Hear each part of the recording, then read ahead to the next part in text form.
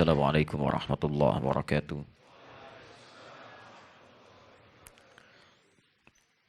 Alhamdulillahi rabbil alamin. Alhamdulillahilladzi wa'adana bil jannatihi an-na'im.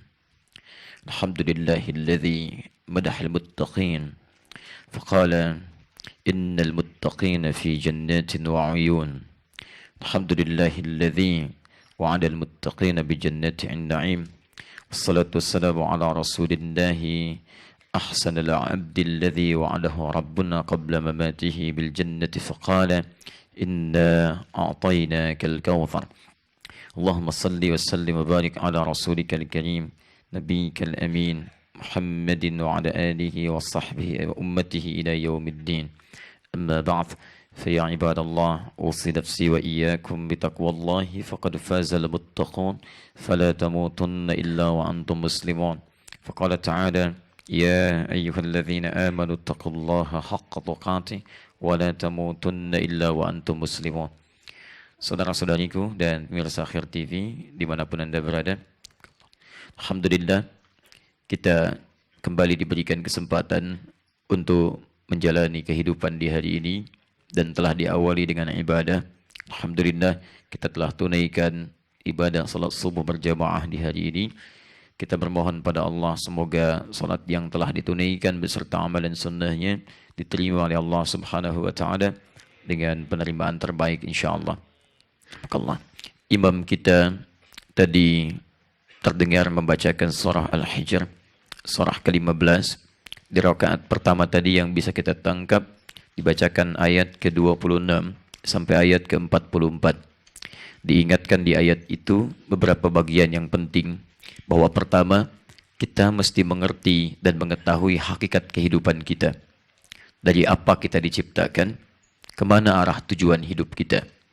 Penting karena Allah memperkenalkan di ayat itu perbedaan manusia dengan jin yang diciptakan sebelumnya. Jin disebutkan di ayat ke-27, ayat ke-28 yang disebutkan penciptaan manusia dengan bahan-bahannya. Yang kedua, Allah mengingatkan kita agar jangan sampai memiliki sifat-sifat buruk yang pernah dipraktekkan oleh iblis. Hati-hati, diantaranya adalah sifat sombong dalam kehidupan. Maka Allah memberi pelajaran pada kita semua. Iblis itu, Bapak dan Ibu sekalian, teman-teman dimanapun berada, nanti ditafsir di ayat lain, di Quran surah ke-18, ayat ke-50. Asal iblis itu, dia bermula dari jin yang taat. Wa idh qulna lil malaikati isjudu li adama fasajadu illa iblis kana minal jinni fafasaqa an amri rabbih. Iblis itu asalnya jin yang taat, tapi sayang dia melakukan penyimpangan yang besar. Dan dengan penyimpangan ini dia merasa sombong, tidak mau tobat dia. Ini persoalannya. Apa perasaan sombongnya? Dia merasa lebih baik dibandingkan dengan Adam sehingga tidak mau menaati perintah Allah. Jadi ingat baik-baik, iblis bukan hanya tidak mau sujud. Karena ketika Allah minta sujud, nanti dijelaskan di Quran surah ke-7 Al-A'raf ayat 11 sampai 13. Ma mana'aka alla tasjuda idh amartuk. Kenapa kamu tidak mau sujud saat saya perintahkan? Jadi persoalannya bukan sujudnya kata Allah, ini perintah saya. Kamu sujud tidak sujud pada Adam itu urusan kamu, tapi ini perintah saya. Kenapa kamu tidak ikuti perintah saya? Apa kata iblis? Ana khairum minhu, khalaqtani min narin wa khalaqtahu min tin. Saya lebih hebat dibandingkan dengan Adam. Kau ciptakan saya dari api, dia dari tanah. Tidak level yang diciptakan lebih tinggi, harus hormat pada yang lebih rendah. Dan disitulah persoalan terpentingnya. Kemudian Allah mengharamkan sifat sombong dan menjadikan orang sombong termasuk bagian dari bagian api neraka. Dari sini, fokus baik-baik. Allah memberikan pesan kepada kita, jangan sampai Anda bersikap dan bersifat seperti iblis, karena itu akan mengeluarkan Anda dari rahmat Allah seperti Allah mengeluarkan iblis dari rahmat Allah Subhanahu wa taala. Dan itu bisa bermuara ke dalam neraka. Dan yang ketiga, bagian terakhir, di rakaat pertama tadi, ayat 43 sampai dengan ayat 44-nya, fokus baik-baik. Orang yang mengikuti tuntunan iblis akan dijanjikan oleh Allah memasuki neraka Jahannam dengan 7 pintu utamanya. Dan setiap pintu itu sudah punya tanda-tanda. Nah, dan nanti dalam pengakuan iblis di ayat 40 sebelumnya, iblis berjanji akan menggoda seluruh anak cucu Adam supaya mau mengikuti godaan-godaannya dan sifat-sifat buruknya. Tapi ada satu golongan yang punya hijab yang tidak bisa ditembus oleh iblis. Di ayat ke-40-nya. Nah, hijab inilah yang kemudian disebut dengan benteng. Benteng inilah yang menjadi inti surahnya, disebut dengan surah Al-Hijr, surah benteng. Kalau Anda bisa mengamalkan amalan ini, maka akan jadi benteng Anda, perisai Anda dengan godaan iblis. Iblis tidak akan mampu menembus Anda. Bukan tidak menggoda, dia menggoda tapi tidak akan menembus Anda. Kuncinya, illa ibadaka minhumul mukhlasin. Yaitu hamba-hamba Allah yang diikhlaskan oleh Allah subhanahu wa ta'ala dalam aktivitas ibadahnya. Karena itulah Allah meminta kita untuk berusaha ikhlas. Turun Quran surah ke-98 ayat yang kelima itu. Wa ma umiru illa liya'budullaha mukhlishina lahuddin. Mukhlis, berusaha untuk ikhlas. Kalau Anda sudah meraihnya, maka Allah anugerahkan pada Anda sifat ikhlas, berubah nama Anda dari mukhlis jadi mukhlas. Kalau sudah mukhlas, sulit bagi iblis untuk menembus Anda. Di antara ciri orang-orang yang berusaha untuk ikhlas, nanti diteruskan di ayat ke-45, 46, sampai dengan 47-nya. Itulah yang akan mendapat hadiah dari Allah berupa surga terindah bagian dari orang takwa. Innal muttaqina fi jannatin wa uyun, udkhuluha bisalamin aminin. Sungguh sebagian orang takwa akan masuk ke taman surga. Silahkan masuk dengan perasaan yang damai dan tentram. Siapa mereka? Di antaranya adalah orang yang berjuang dengan keikhlasan dalam ibadahnya, dan hebatnya orang ikhlas pertama kali adalah orang yang bisa menghilangkan sifat-sifat buruk dalam dirinya. Ayat 47-nya, wa naza'na ma fi sudurihim min ghillin, dan kami kemudian tanggalkan ahli surga ini, kami tanggalkan sifat-sifat buruk, dendam, cemburu, iri hati dalam jiwanya. Ikhwana, dan mereka bisa membangun persaudaraan di antara satu dengan yang lainnya. Dan hebatnya, karena sifat persaudaraan ini saat di dunia, dikumpulkanlah sesama saudara ini, saling menarik saat di surga, bertemu dan duduk berhadap-hadapan dengan keadaan yang sangat riang. Karena itulah nanti banyak ayat di Quran mengajak kita untuk menumbuhkan persaudaraan, menjauhi sifat-sifat perselisihan, saling iri hati. Hanya orang yang iri hati dan cemburu yang sulit memasuki pintu surga. Karena iblis pertama kali diusir dari surga karena sifat iri hati dan cemburunya. Karena itulah teman-teman, turun ayat untuk mempersaudarakan kita semua dengan turunnya Quran surah ketiga Ali Imran ayat 103 itu. Wa'tasimu bihablillahi jami'a wa la tafarraqu. Bersatulah kalian dengan ukuran tali Allah, jangan terpecah belah. Dan paling hebatnya, lihat ke tengah ayatnya, langsung ke tengah ayat. Fa asbahtum bi ni'matihi ikhwana. Dan dengan nikmat Allah Subhanahu wa taala, kita telah dipersaudarakan. Jangan sampai persaudaraan keislaman kita ini kemudian terlepas karena sifat-sifat godaan iblis. Di antara bab yang bisa memecah belah persatuan kita adalah bab-bab yang seringkali menghadirkan khilaf yang terkait dengan pembahasan ikhtilaf. Padahal ikhtilaf diwujudkan untuk kemudahan, bukan perselisihan. Tapi iblis datang membawa khilaf pada ikhtilaf untuk menanamkan kebencian di antara kita semua. Karena itulah kemudian penting bagi kita di subuh ini untuk mempelajari kembali bagian fikih ikhtilaf.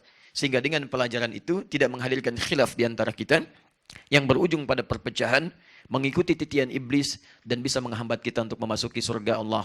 Pembahasan kali ini akan melanjutkan materi tentang bab fikih ikhtilaf dengan bahasan yang sangat khusus pada pagi hari ini atau pada subuh hari ini.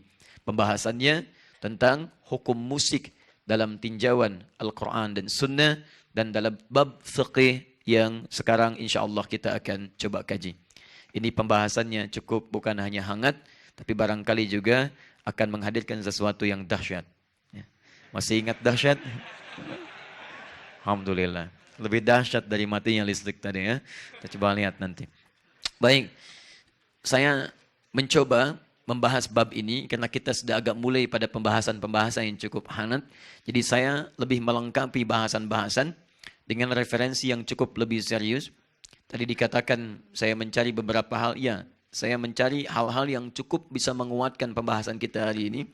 Sampai kemudian saya keluarkan beberapa bagian yang sangat penting. Termasuk saya coba lihat artikel-artikel yang banyak semarak di media sosial. Baik yang ditulis oleh pro dan yang kontra. Setiap disebutkan kitabnya, saya mintakan pada murid kami untuk mencarikan kitabnya. Untuk mengecek apakah yang ditulis sama dengan kitabnya atau tidak. Dan nanti saya tunjukkan kepada Anda ada sesuatu yang menarik antara tulisan dengan isi kitab. Dan sebagian dari itu telah kami juga keluarkan dari tulisan-tulisan. Ini kurang lebih nanti ada 15 halaman. Baik yang pro ataupun kontra dengan kesimpulan dan turunan hadis-hadisnya. Ini masih asli, masih berbahasa Arab ya. Ada yang berbahasa Arab, ada juga yang berbahasa Indonesia. Nanti saya coba satukan kesimpulannya, mudah-mudahan bisa nanti Anda dapatkan dan bisa dibaca kembali. Baik, pembahasannya kita coba runtutkan supaya lebih terukur bahasan kita, supaya lebih paham gambarannya, dan menghasilkan kesimpulan maksimal. Kita boleh punya pendapat dalam persoalan ini, baik pro ataupun kontra. Tapi bahasan kita hari ini bukan ingin menguatkan yang pro atau ingin menolak yang kontra, tapi membuka wawasan bagaimana hukum itu bisa ditenun dengan keadaan yang lebih baik, wawasan yang luas, sehingga Anda bisa menyimpulkan, oh ini rupanya seperti ini pandangannya. Kalau yang pro begini, kalau yang kontra begini. Dari pengetahuan inilah Anda silahkan nanti bisa menyimpulkan dan mengikuti mana yang ingin Anda pilih sesuai dengan wawasan-wawasan yang ditampilkan dalam kebolehan ranah syariat, Al-Quran, dan Sunnah. Sepakat sampai sini? Baik. Tapi ingat, kesepakatan kita masih ditenun dengan kalimat yang sama. Jangan sampai perbedaan kita dalam menyikapi satu persoalan menjadikan kita kemudian terpecah belah dan tidak saling segur sapa. Paham? Baik. Kita mulai bahasan kita. Bismillahirrahmanirrahim. Kelihatan insya Allah? Belum. Alhamdulillah. Normal ya. Baik. Dahsyat. Baik. Bismillah. Kita mulai dengan beberapa poin dulu ya. Kita turunkan abstraknya seperti apa. Kita keluarkan definisinya dulu. Jangan-jangan banyak membahas tentang musik tapi nggak sepakat definisinya apa. Atau jangan-jangan kata musik nggak pernah disebut di zaman Nabi. Tapi disebut dengan istilah-istilah yang berbeda. Setiap ada perbedaan istilah, diksinya akan menuntut kita untuk memahami sesuatu berdasar kalimatnya. Bukan berdasar pemahaman kita.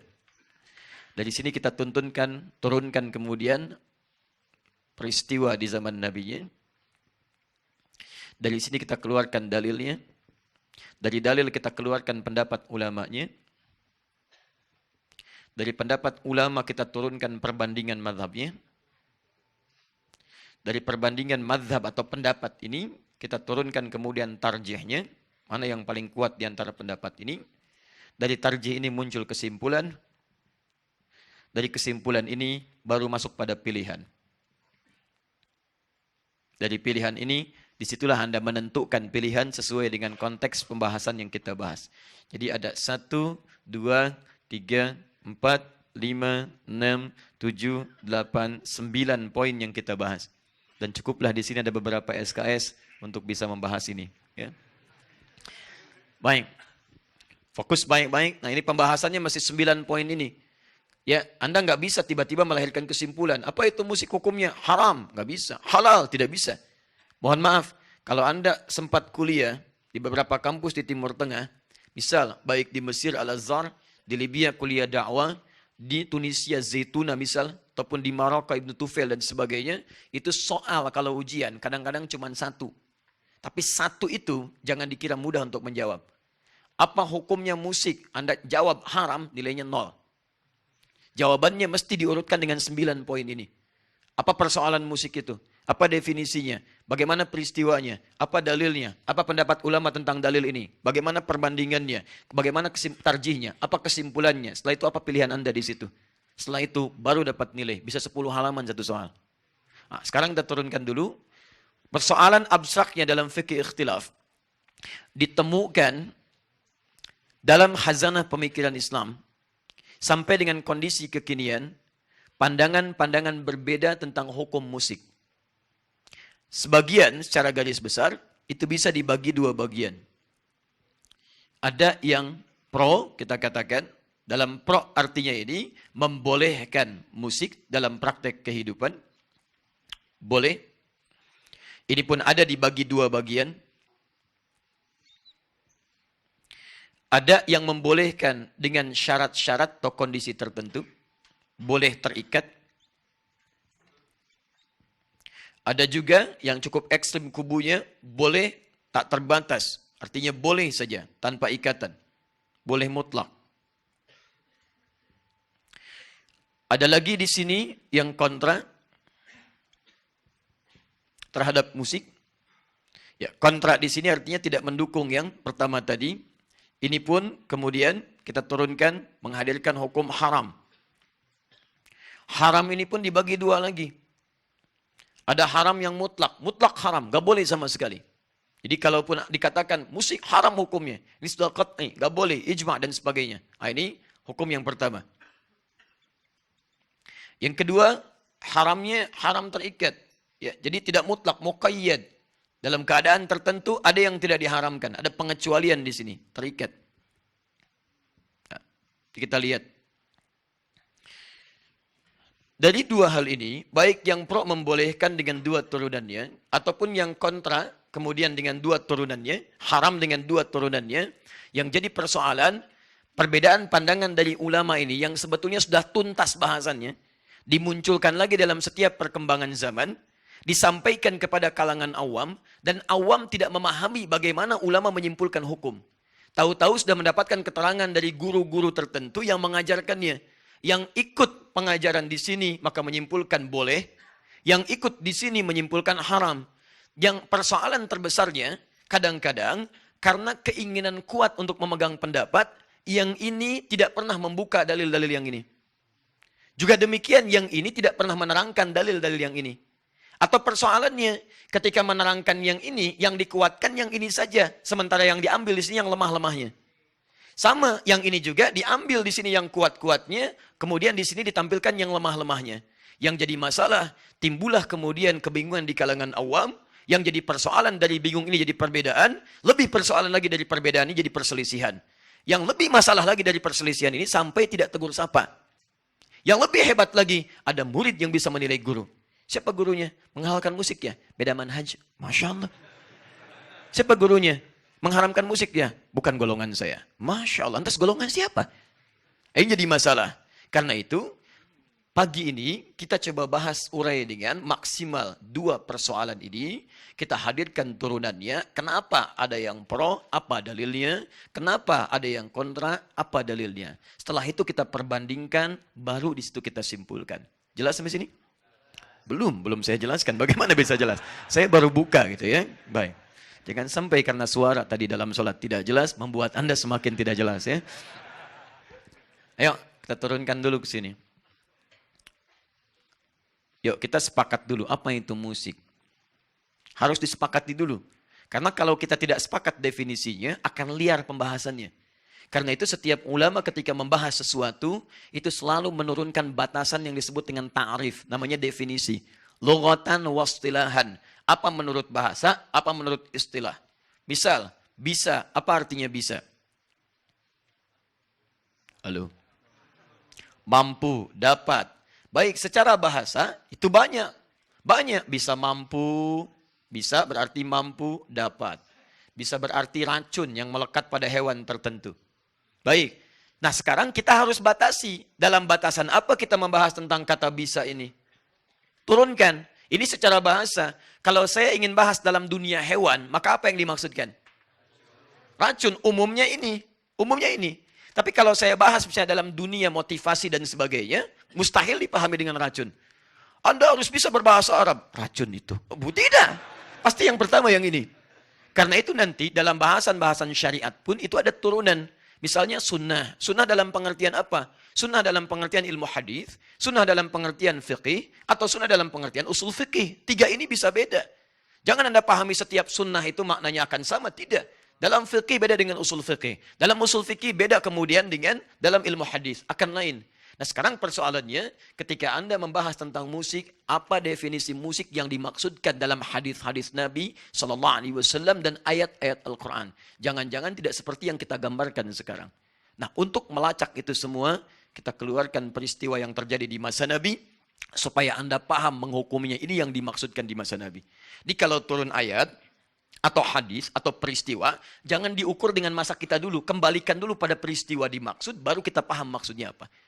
Jangan Anda ukur proses pernikahan Nabi dengan Sayyidah Aisyah dengan konteks adat kekinian. Masuk dulu ke suasana masa Nabi. Bagaimana kebiasaan orang pada saat itu di muka bumi. Bukankah di Eropa terjadi pernikahan dengan anak-anak kecil juga? Bahkan ada yang 6 tahun, ada yang 7 tahun, ada yang 8 tahun. Dan itu terus berlangsung. Jadi bukan hal kemudian yang aneh kalau Nabi menikah dengan Sayyidah Aisyah dalam usia yang sangat dini. Dan kemudian dipergauli dalam masa ketika masa haidnya muncul. Artinya apa? Kebiasaan itu sudah jamak terjadi. Tapi Nabi memberikan satu contoh yang dahsyat dengan turunnya bimbingan dari Allah. Apa itu? Pernikahannya bukan ingin menyalurkan hasrat seksual semata di situ, tapi ingin membuka pelajaran ke umat di masa depan. Kenapa Nabi diminta menikahi Sayyidah Aisyah? Ternyata salah satu hikmahnya, karena beliau punya kemampuan, kepintaran yang luar biasa, cepat menangkap pembahasan, sehingga ketika dinikahi oleh Nabi, tujuan utamanya untuk mengambil pelajaran dari Nabi semaksimal mungkin. Karena nanti ada fikih-fikih yang tidak bisa disampaikan langsung oleh Nabi pada kalangan perempuan khususnya. Dari mana mengambilnya? Sayyidah Aisyah. Fikih dalam keluarga Nabi, tidak semua sahabat bisa masuk ke rumah Nabi. Siapa yang bisa menerangkannya? Keluarga terdekat Nabi. Ternyata Sayyidah Aisyah disiapkan. Setelah Nabi meninggal, beliau menjadi pengajar. Adakah Sayyidah Aisyah melahirkan keturunan? Tidak. Karena yang disiapkan dari situ adalah proses transformasi dan transfer pengetahuan pada generasi setelahnya. Nah, kalau Anda baca seperti ini, bisa lebih paham kita dalam memahami hukum. Sekarang kita bahas bagaimana keadaan, masuk ke bab ketiga untuk menentukan ini. Keadaan di masa Nabi SAW, termasuk umat jahiliyah, sehingga kita dengan itu bisa mengetahui definisi musik dengan lebih baik. Bismillah. Saya izin hapus dulu ya, yang ini. Bapak dan Ibu sekalian, teman-teman yang mulia, orang-orang jahiliyah secara umum memiliki 3 aktivitas utama. 1, di antara mereka ada yang kesibukannya itu berdagang, tijarah. Orangnya disebut tajir. Di tajir itu artinya pebisnis. Masya Allah, tajir, Masya Allah. Padahal misalnya dosen, bukan ya. Tajir itu bahasa Arabnya pengusaha. Cuman karena banyaknya dulu orang berusaha menghasilkan harta yang banyak, sehingga disebut sebagai orang kaya. Tajir, tijarah. 1, tijarah. Usaha. 2, ada di antara mereka yang aktivitasnya, terlibat dalam perdukunan, kahana, dan sihir. Sahar. Perdukunan, kahana, dan sihir. Pekerjaannya bikin-bikin mantra, ya, kemudian bikin jimat-jimat dan sebagainya. 3, nah ini poinnya. Ada di antara mereka yang kesehariannya itu memang sebagai pujangga, penyair, artis. Bikin syair-syair. Disebut dengan syair, jamaknya syu'ara. Bikin syair. Awas, syair itu bukan sekedar puisi, nanti kita turunkan. Nah, semua aktivitas di masa kehidupan jahiliyah ini, inilah yang kemudian mendapat respon dari Allah Subhanahu wa taala dengan mengutus Nabi Muhammad SAW dan membekali beliau dengan Al-Qur'an untuk mengobati, lihat baik-baik, realitas sosial, masalah-masalah yang muncul di kalangan jahiliyah dengan 3 aktivitas utama ini. Misal, mereka berdagang, kadang-kadang sering banyak curang dagangnya. Ada riba misalnya. Ketika riba dipraktikkan pada saat itu, turun kemudian ayat-ayat dari Al-Quran untuk merespon praktek riba. Turunlah Quran misalnya, surah kedua Al-Baqarah, ayat 275 sampai dengan 200 misalnya 79-nya. Ketika mereka curang dalam timbangan, turun Quran satu surah Al-Mutaffifin, Wailul lil Mutaffifin, turun. Di ayat-ayat Quran umumnya turun untuk merespon aktivitas-aktivitas yang menyimpang di masa kehidupan itu. Atau mengakui yang baik-baik yang bisa dipertahankan. Bisa teruskan teman-teman. Kahanah misalnya, perdukunan, praktek sihir. Ketika kemudian itu terjadi, turun ayat-ayat membantah tentang sihir. Dari mulai dikisahkan zamannya Nabi Musa, terus-terusan sebelumnya, ke zaman misalnya Nabi Sulaiman setelahnya. Maka turun Al-Baqarah Quran surah kedua ayat 102. Menerangkan tentang asal mula sihir, menerangkan tentang praktek sihir, melarang perdukunan dan sebagainya. Turun ayat-ayat Quran membantah tentang ini. Ayat 102. Maaf, demikian kebiasaan para penyair, pujangga, artis yang sering membuat syair-syair. Ini tidak tanggung. Karena ini kebiasaan terbesar mereka. Dan di komunitas Arab, justru inilah yang menjadi kelebihan mereka. Ternyata bukan cuma dagangnya, bukan hanya sekedar yang kedua ini, tapi ternyata masyarakat jahiliyah pada saat itu dikenal di seantero wilayah sebagai ahli sastra yang luar biasa. Penyair yang sangat dahsyat, yang semua apa yang dilihat, apa yang didengar, itu secara salikah, insting mereka bisa membuat puisi, sastra, dan nyanyian pada saat itu seketika. Maka turunlah kemudian untuk merespon ini langsung surah dengan namanya. Surah ke-26, disebut dengan Asy-Syu'ara. Fokus baik-baik ya. Nah, perhatikan, Saya ingin fokus ke yang ini dulu. Ini saya simpan. Yang ini saya simpan. Saya tutup saja karena bukan bahasan kita. Ini bab di muamalah nanti. Ini bab sisi akidah. Saya mulai yang ini saja yang ada kaitan dengan pembahasan kita pada hukum musik. Nah, para penyair ini ketika membuat syair-syair mereka, saya tuliskan. Syair-syair ini terbagi pada beberapa orientasi. Ada beberapa jenis. Satu, misal. Ada syair-syair yang terkait misalnya untuk meratapi seseorang. Ratapan. Syair ratapan. Disebut dengan rafa. Misal, syairnya Imrul Qais. Pangeran pujangga. Pangeran artisnya. Tokoh yang paling hebatnya pada saat itu. Dari sejak zaman jahiliyah. Dia punya syair tentang rafa. Ada seseorang ditinggal kekasih, kemudian rumahnya hancur. Sampai dia meratapi itu semua. Begitu melihat orang itu, seketika langsung bikin syair. Kifa nabki min dzikra habibin wa manzili bisaqtil liwa bainad dakhuli fahaumali. Cukuplah sudah, jangan kemudian kau mengenang melamunkan kau keadaan ditinggal kekasih, dihancurkan rumah-rumahmu. Ayo move on, hadirkan kehidupanmu yang lebih baik. Muncul rasa. Ada lagi misal yang kedua, ada namanya khamriyat. Khamriyat itu untuk persoalan-persoalan mengajak supaya mabuk. Khamriyat. Ya. Banyak yang terkenal di sini teman-teman sekalian. Mohon maaf, misal generasi-generasi setelahnya. Dari mulai sebelumnya ada Ka'ab bin Zuhair. Sampai dengan setelahnya ada Abu Nuwas. Yang kita kenal dengan Abu Nawas. Ada Farazdak. Muncul syair-syair ngajak orang mabuk. Hayyam bina ilal khamri yusqina. Ya, fal khamru yudina wal wailu lil musallina. Yuk kita mabuk teman-teman sekalian supaya kita minum dengan enak. Jangan khawatir akan celaka karena celaka bagi orang yang salat. Fawailu lil musallin, bukan wailu lil sakirin. Wail itu untuk orang salat. Fawailu lil musallin, tidak ada wail untuk orang mabuk. Fawailu lis sakirin. Bikin dia supaya ngajak orang untuk mabuk, ngajak mabuk. Orang ngajak salat, dia ngajak mabuk. Turun ayat salat, dia turunkan syair tentang mabuk. Disebut khamriyat namanya. Ada syair. Misalnya, teruskan lagi. Ada yang disebut dengan hamasah. Ya. Hamasah itu syair yang dibuat untuk motivasi para prajurit, para pejuang-pejuang, atau orang-orang yang akan berperang. Jadi begitu mereka mau berangkat ke medan perang, itu sudah mereka mengeluarkan syair-syair supaya semangat. Ayo, dibikin dengan syair karena kehidupannya penuh dengan syair. Hamasah. Teruskan. Ada ghazal. Ya, maaf. Ghazal itu syair-syair yang dibuat untuk merayu perempuan-perempuan atau sebaliknya untuk saling berhubungan satu dengan yang lainnya. Singkatnya ada kaitan dengan zina. Ini. Nah ini, keempat ini, 1, 2, 3, 4, ini diistilahkan dalam bahasa-bahasa syair dengan syi'ul malahi. Perhatikan baik-baik. Nanti ini kata kuncinya. Malahi. Hal yang tidak ada manfaatnya. Jamak dari kata lahwun. Seakar dengan kata lahwun. Yang kedua, ada jenis syair yang ketika disenandungkan, disampaikan, teman-teman sekalian, fokus, maka dia memiliki jenis berbeda dengan yang ini. Kalau yang ini sifatnya negatif, yang melalaikan, yang kedua disifati dengan sifat positif. Bahkan yang paling unik, Rasul pun menyanjung itu dan pernah memberikan bagian dari burdahnya, sorban yang melilit pada beliaunya untuk diberikan hadiah pada orang yang pernah bersyair dengan syair yang jenis yang kedua ini. Apa di antara yang kedua ini? Pertama, namanya ada yang disebut dengan madah. Madah. Madah itu qasidah, kumpulan syair untuk mengangkat sisi-sisi positif yang bisa diteladani. Pujian-pujian positif. Misal, ada seorang bernama Ka'ab bin Zuhair, asalnya memusuhi Nabi. Bahkan keluar fatwa dari Nabi, halal darahnya.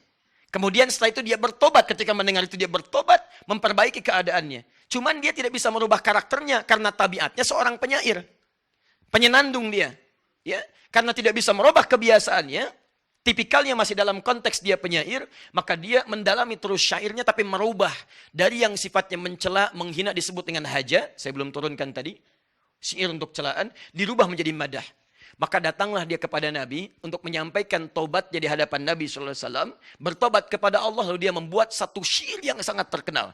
yaitu madhin Nabi sallallahu alaihi wasallam. Innar rasula lanurun yustada'u bihi muhnidun min suyufillahi maslulu. Sungguh Rasul itu menjadi cahaya bagi setiap orang yang mengikutinya, bagaikan kilatan-kilatan pedang dari pedang-pedang Allah Subhanahu wa taala yang sangat tajam. Jadi jangan dilihat tajam pedangnya.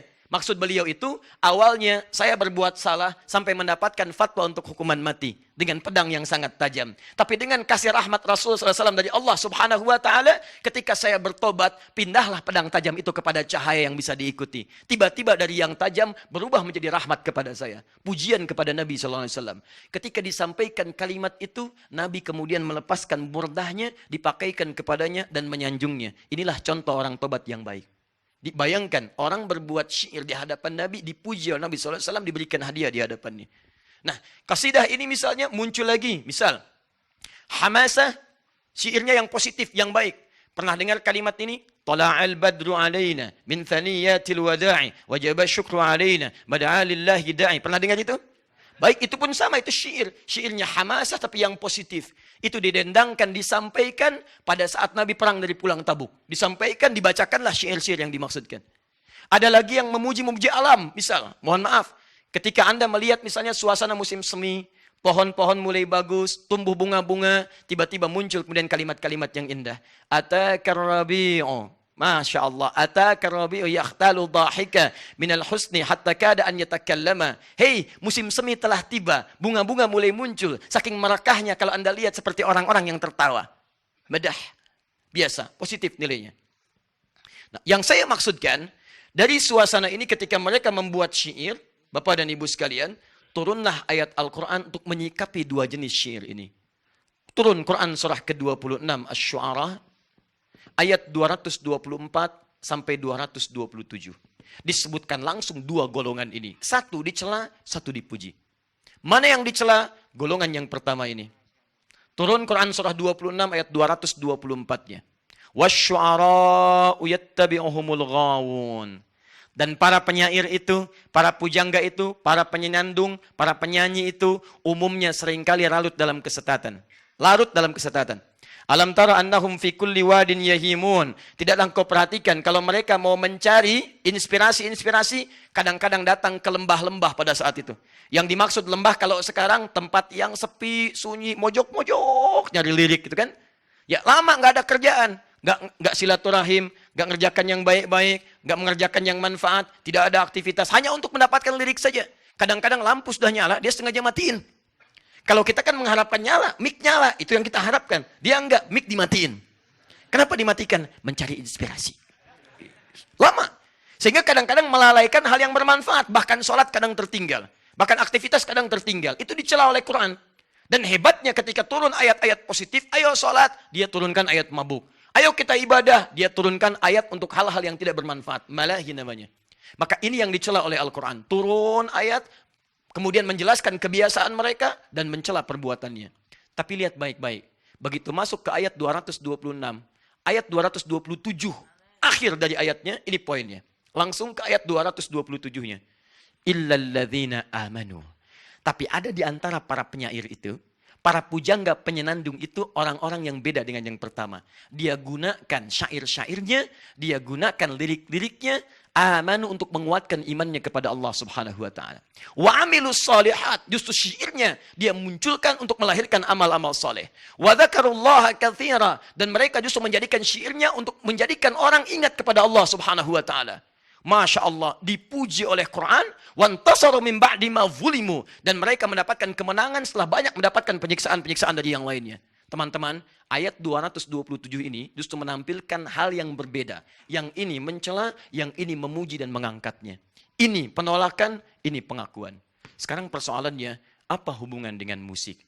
Nah, Anda mesti tahu bahwa syarat untuk membuat syair itu, disebut sebuah syair, syaratnya 4. Ini sudah saya tuliskan di sini. Ya, nanti saya berikan gambarannya. Jazakallah khair. Nah, dan saya paling tahu mana yang harus dihapus. Kadang-kadang ketika dihapus bukan bagian yang saya inginkan, ya. Dan membuat kita lelah untuk menulis kembali. Dan semoga Allah ampuni dosa-dosanya. Baik. Ya, cukup dulu Mas ya. Ini orangnya kamera. Baik, kembali ke sini. Fokus lihat baik-baik. Syarat syair itu ada 4. Fokus baik-baik ya. 1, syair syaratnya 4. 1, ada yang disebut dengan afkar namanya. Ada idenya, ada substansinya. Konteks apa yang mau disampaikan? Jadi jangan dikira kalau syair itu hal-hal yang biasa saja. Ada ide pokok yang mau disampaikan. Jadi kalau orang bahas tentang khamar, idenya apa? Ngajak orang mabuk. Gini kalimatnya. Intinya itu.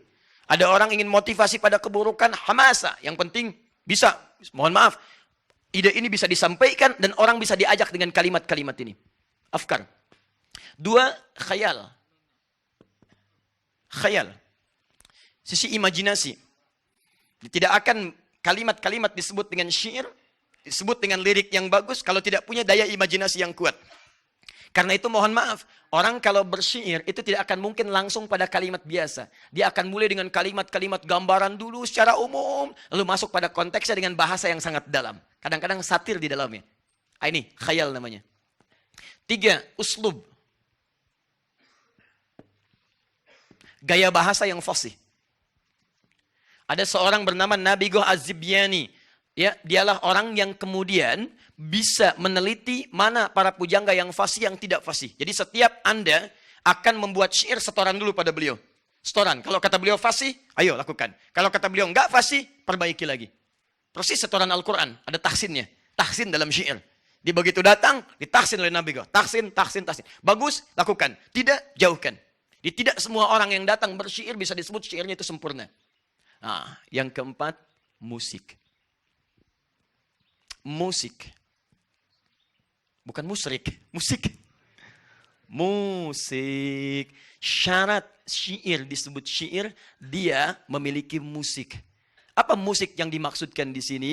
Musik yang dimaksudkan adalah irama-irama berbentuk wazan dan qafiyah. Keselarasan di ujungnya dan ada irama-irama yang terdengar di situ. Ini syarat daripada syair, salah satunya musik. Dia memiliki irama dan dia punya formula. Formulanya kelak dikenal dengan bahar. Ada 16 rumus formula, sesuatu disebut dengan syair. Misal, ada namanya tawil. Rumus tawil. Tawilun lahudunal bukhuri fadailu. Fa'ulun mafa'ilun fa'ulun mafa'ilu. Ada rajas. Mustaf'ilun mustaf'ilun mustaf'ilun. Mustaf'ilun mustaf'ilun mustaf'ilun. Ada madid. Mufa'alatun mufa'alatun fa'ilatun. Mufa'alatun fa'ilat mufa'alatun fa'ilatun. Jadi disebut dengan demikian, jika mengandung formula yang sama, kalau keluar dari formula ini, maka ditolak dia sebagai syair. Kalau tidak punya irama seperti irama ini, tidak diakui dia sebagai syair. Syarat yang keempat dari syair adalah musik. Fokus baik-baik. Sekarang sudah mulai sampai kita pada intinya. Nah ini.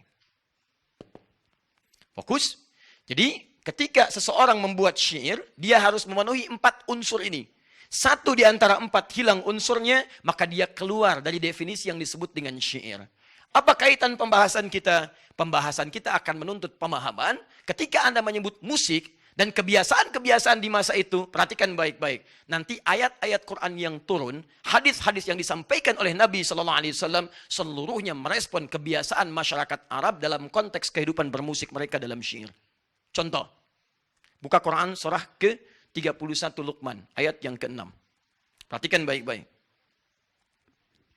Masih ingat tadi, syair-syair yang tidak bermanfaat, yang ngajak mabuk, yang godain pasangan orang dan sebagainya, disebut apa tadi? Malahi. Jama' dari kata apa? Lahwun. Lihat, lahwun. Kalimat Qur'annya tidak pernah menggunakan kata musik. Lahwun. Perhatikan baik-baik. Baik, syair yang disampaikan ini, maaf, diucapkan atau pakai alat? Kalau tidak tahu katakan apa? Allahu a'lam. Baik. Syair yang disampaikan ini diucapkan atau pakai alat? Diucapkan. Lihat, diucapkan, dirangkai, diucapkan. Dirangkai, diucapkan. Dalam bahasa Arab, sesuatu yang diungkapkan, diucapkan disebut dengan hadis namanya. Hadatsa yuhadditsu hadisan, hadis. Sesuatu yang disampaikan. Bukan dalam pengertian ilmu hadis. Lihat baik-baik, lihat. Turun ayat Quran mencela perbuatan yang pertama ini. Wa minan nasi may yashtari lahwal hadis liyudilla an sabilillah. Dan ada sementara orang yang ketika diturunkan ayat-ayat Allah untuk mengajak dia pada kebaikan, dia malah membalas dengan membuat syair-syair yang mengajak orang berpaling dari ayat-ayat Allah itu. Di begitu diajak untuk sholat, mereka bikin ayat-ayat untuk mabuk. Diajak untuk infak, mereka bikin ayat-ayat untuk pencurian dalam bentuk syair dan sebagainya. Disebutlah oleh Quran lahwal hadis. Lahwun dari sifat malahinya, hadithun dari sifat syairnya. Paham? Awas, kenapa saya sampaikan ayat ini pertama kali? Karena nanti ada yang menukil ayat ini digunakan untuk pengharaman musik secara keseluruhan yang konteksnya tidak terkait dengan turunnya ayat ini. Paham maksudnya? Baik, jadi bagian pertama, ketika ayat ini diturunkan untuk merespon keburukan-keburukan yang muncul dari syair ini yang digunakan untuk menyesatkan orang dari jalan-jalan Allah. 1. 2. Nabi SAW sedang berdakwah. Tiba-tiba datang para penyair untuk mencela beliau. Cela. Sampai masuk Islamlah seorang sahabat bernama Hasan bin Thabit. Seorang penyair, jadilah pujangga Nabi untuk mengkanter celaan-celaan itu. Yang jadi persoalan ketika mereka mencela, turunlah ayat Quran di sini untuk menggambarkan bagaimana buruknya celaan-celaan mereka. Yuk kita buka selanjutnya. Saya aja yang hapus. Saya turunkan dulu dalilnya ya, biar mudah dipahami. Surah An-Najm. Surah keberapa? 53. Quran surah 53 ayat 59 sampai 61. Kemudian Quran surah ke-69. Surah apa? Al-Haqqah ayat 41 sampai dengan ayat 42. Perhatikan. Nabi menyampaikan ajakan dakwah, tiba-tiba mereka menertawakan. Setelah menertawakan, padahal ayat-ayatnya tentang kiamat, tentang taubat ditertawakan oleh mereka. Dan hebatnya ketika menertawakan mereka bernyanyi-nyanyi dengan nyanyian-nyanyian syair. Bernyanyi-nyanyi, nyanyi-nyanyi. Nyanyi ada iramanya tidak? Ada iramanya, ada suaranya tidak? Ada, nggak ada orang nyanyi nggak ada suaranya. Sedang apa? Bernyanyi? Nggak mungkin, mustahil. Lihat kembalikan sini. Ketika mereka mengolok-olok Nabi turun ayat. Afamin hadzal hadithi ta'jabun. Kok kamu heran sih dengan ayat-ayat Quran yang diturunkan ini? Wa tadhakuna wa la tabkun. Malah ketawa. Bukan meresapi. Wa antum samidun. Malah membuat syair untuk bernyanyi-nyanyi. Yang mengolok-olok ayat-ayat ini. Di mereka membuat syair untuk mengolok-olok ayat-ayat Quran. Bernyanyi, bersenandung dengan syair itu. Disebut dengan samidun. Dalam bahasa Yaman tempo dulu. Samidun artinya yughannun. Kata ghina. Yughannun. Bergina. Bernyanyi. Samidun. Ada bahkan, maaf, di antara celaannya kepada Nabi, ada yang menuduh Nabi sebagai tukang sihir. Ada yang menuduh Nabi sebagai dukun. Karena Quran itu bukan ayat Allah. Tapi Quran cuma senandung jimat-jimat. Turunlah Quran misalnya surah 69 ayat 41 sampai dengan 42-nya. Membantah pernyataan itu. Wa ma huwa biqauli syair. Qalilan ma yu'minun. Wala biqauli kahin. Qalilan ma tadhakkarun. Hei, Muhammad bukan seorang penyihir. Muhammad bukan seorang dukun. Tapi ayat-ayat Quran turun untuk mengajak Anda berbuat baik dalam kehidupan. Kesimpulan cepatnya adalah, 1. Musik yang dimaksudkan pada era Nabi SAW itu lekat erat dengan kebiasaan para penyair yang membuat syair. Jadi kalau disebutkan musik yang dimaksudkan ini. Gak ada yang lain. Paham? Dan ini dibagi dua. Ada yang dicela oleh Quran, ada yang tidak dicela oleh Quran. Ada yang kemudian dicela oleh Nabi, ada yang kemudian justru dipuji oleh Nabi SAW. Paham sampai sini? Baik. Sekarang saya ingin hapus beberapa bagian untuk menerangkan turunan dari sini. Disinilah inti persoalan kita. Tolong fokus ke sini. Bismillah. Saya simpulkan pelan-pelan. Fokus. Jika disebutkan musik dalam konteks keterangan hadis dan ayat Quran, maka yang dimaksud apa? Syair. Yang dimaksud syair. Dari syair inilah nanti turun misalnya lirik, ada senandung, bahkan ada nyanyian, ghina. Istilah ini, perhatikan baik-baik, istilah ini nanti memunculkan banyak-banyak istilah. Kalau negatif disebut dengan lahwun. Kemudian ada melahi, jamaknya. Senandung nyanyian disebut dengan ghina, ughniya. Ughniya. Ada yang positif nanti dari sini.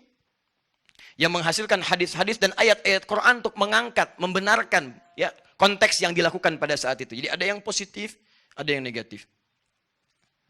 Baik, sampai sini dulu pelan-pelan. Fokus baik-baik, lihat baik-baik. Ketika membuat syair, ada unsur musiknya. Ada liriknya, senandung, ada nyanyiannya. Dibagi dua bagian. Ada yang bertentangan dengan nilai agama, ada yang justru menguatkan nilai agama. Yang menguatkan turun ayat dan hadis untuk memujinya, yang kemudian menjauhkan turun ayat-ayat dan hadis untuk mencelaknya. Paham sampai sini? Baik. Ini pakai alat atau tidak? Halo? Yang tidak pakai alat, angkat tangan. Yang pakai alat, angkat tangan. Yang wallahu a'lam, angkat tangan. Alhamdulillah. Sekarang perhatikan. Ini yang saya sampaikan, ini yang belum pakai alat. Sekarang, apakah pada saat itu syair-syair ini bebas dari alat? Ternyata tidak. Ada bahkan beberapa yang menggunakan alat.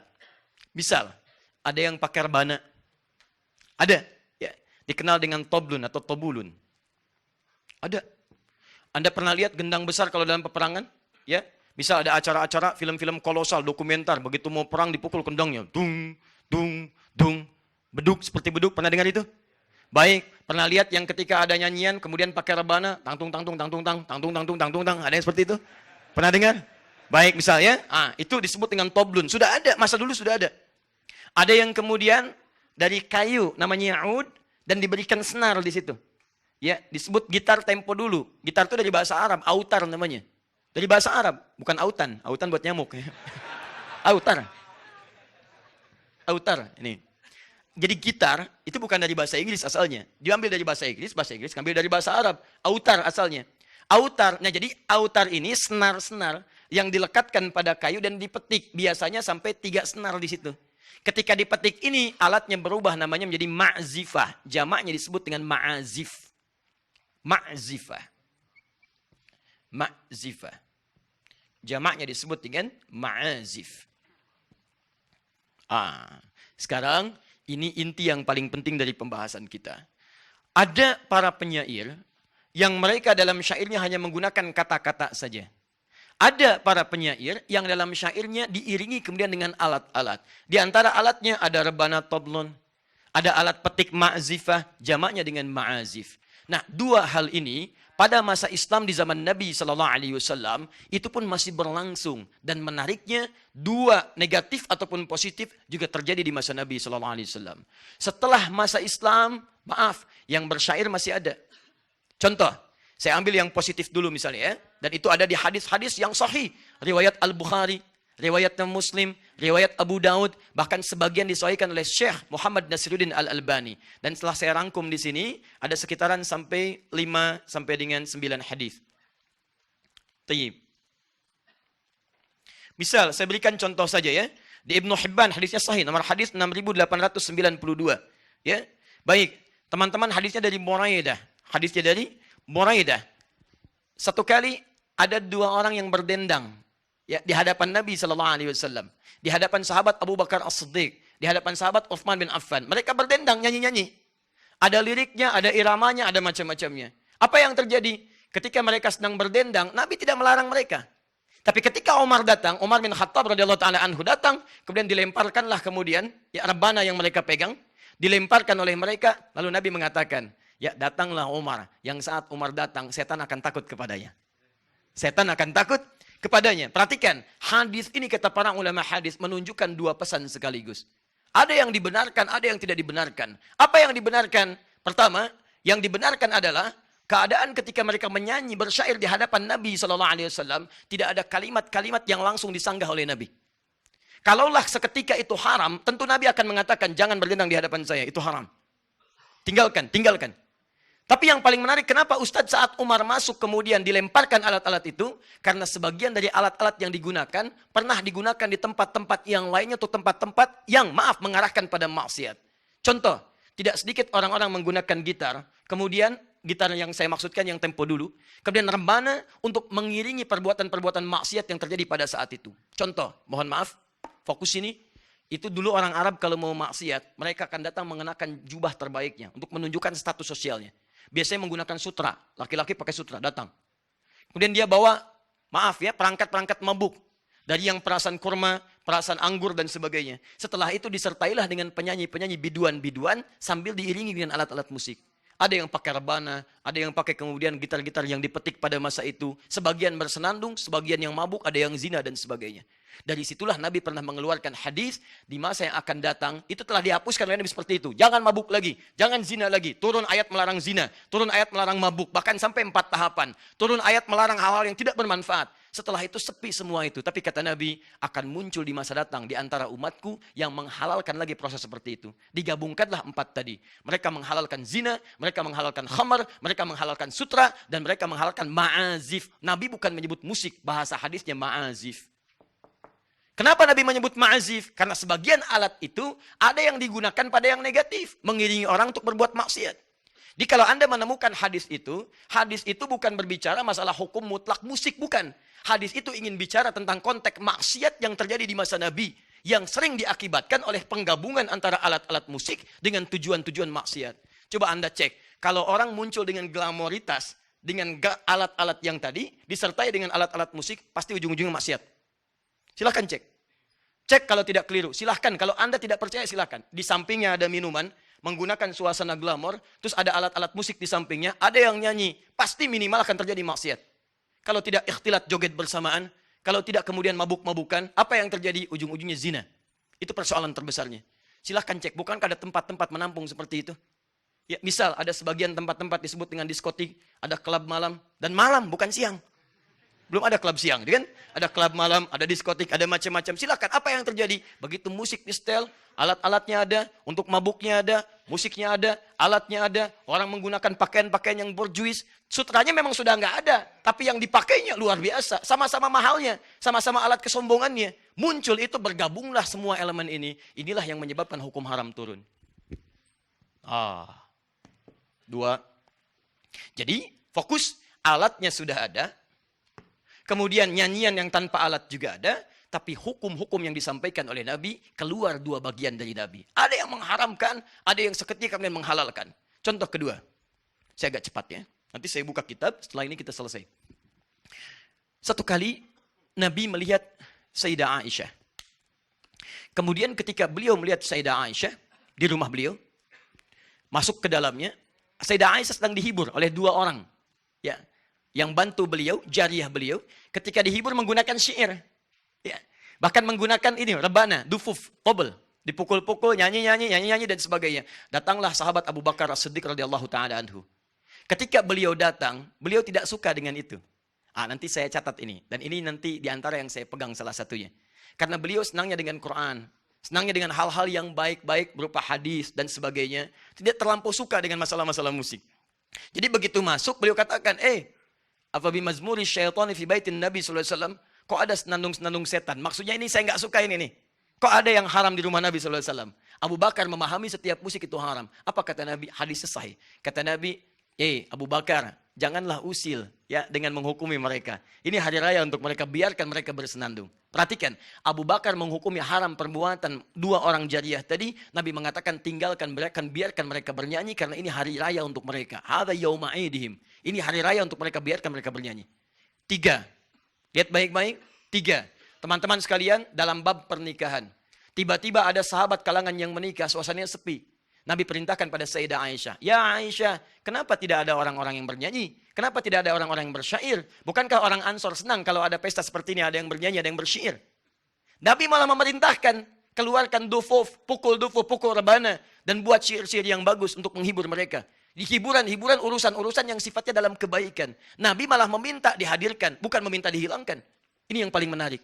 Nah, turunkan hadis-hadis ini. Jadi, dari hadis-hadis yang terlihat membenarkan musik ini, muncullah golongan pro di sini. Dikeluarkanlah hadis-hadis dari Nabi yang membenarkan tentang musik tadi. Misal, kata orang rebana tidak boleh. Kata siapa? Kata Nabi malah disuruh pukul rebana. Maka dikeluarkanlah hadis-hadis tadi untuk menguatkan ini. Jadilah ini hadis penguat untuk yang pro musik. Baik. Kata siapa dilarang? Toh dalam pernikahan yang tadinya dilarang, didiamkan. Nabi malah menyuruh untuk memainkan itu. Ini menunjukkan bahwa musik boleh. Hadis yang kedua. Kata siapa dilarang? Kan turun ayat. Quran surah ke-26, ayat ke-27. Justru di situ ayat 227. Justru di situ para syuara pemusik dipuji oleh Allah Subhanahu wa taala dan jadi bahan dia untuk masuk ke dalam surga. Masya Allah, muncul hadis ayat yang ketiga. Ayat Al-Quran. ayat-ayat ini diambil oleh golongan pro dan mereka nilai inilah ayat-ayat dan hadis yang membolehkan tentang musik. Muncullah kesimpulan musik boleh menurut mereka. Paham sampai sini? Satu.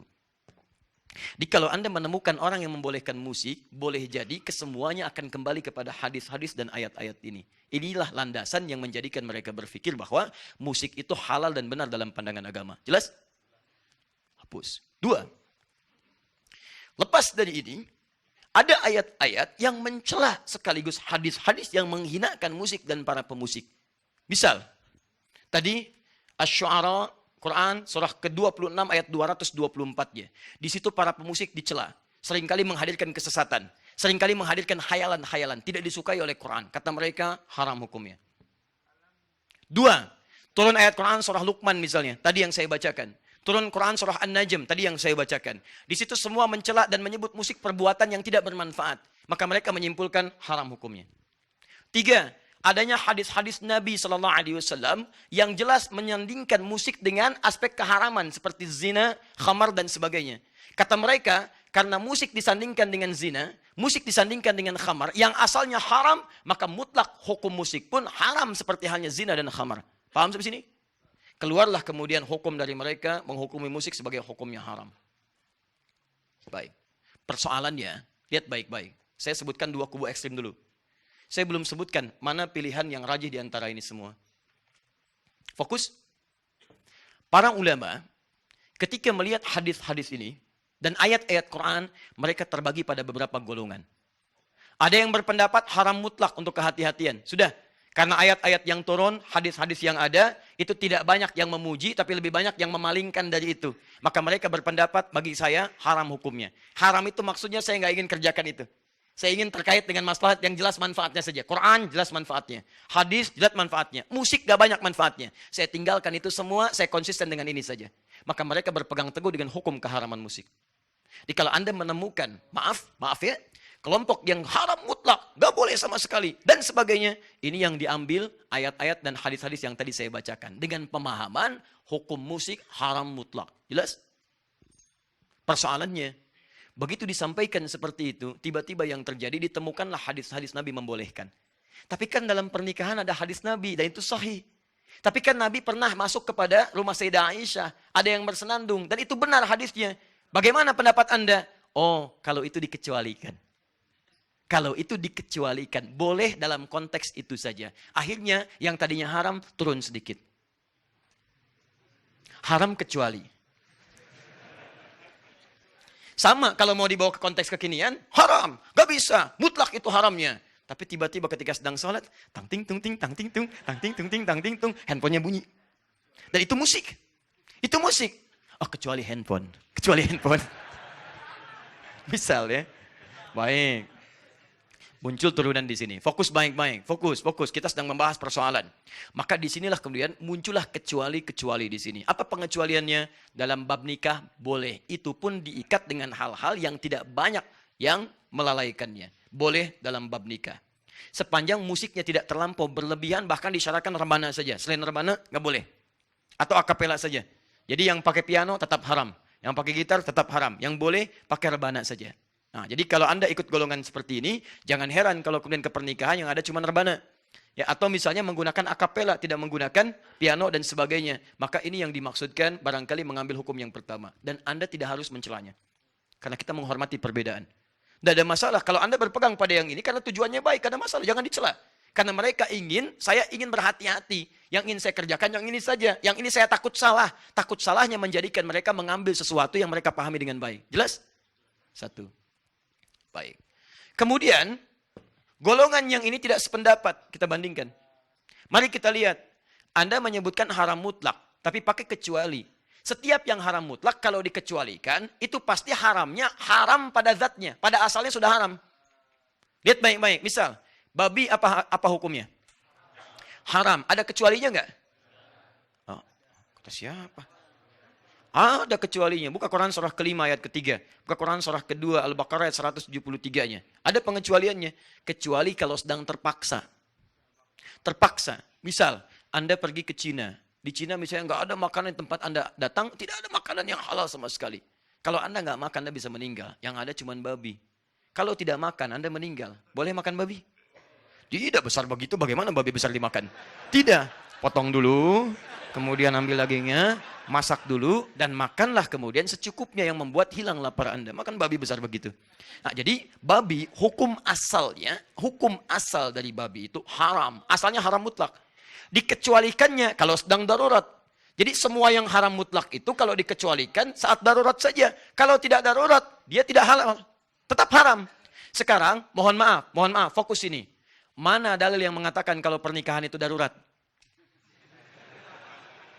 Asal pernikahan itu bukan darurat. Bapak, saya mohon izin, besok saya menikah, Pak. Kenapa? Darurat. Oh, tidak ada. Nikah itu bahkan hukumnya sunnah asalnya. Ada yang menyebut mubah, nggak ada orang mengatakan hukum darurat. Di hukum nikah itu beda dengan hukum makan babi. Kalau yang tadi itu darurat sifatnya, kalau nggak makan saya meninggal. Tapi kalau nikah kan lain, hukum asalnya bukan haram bahkan.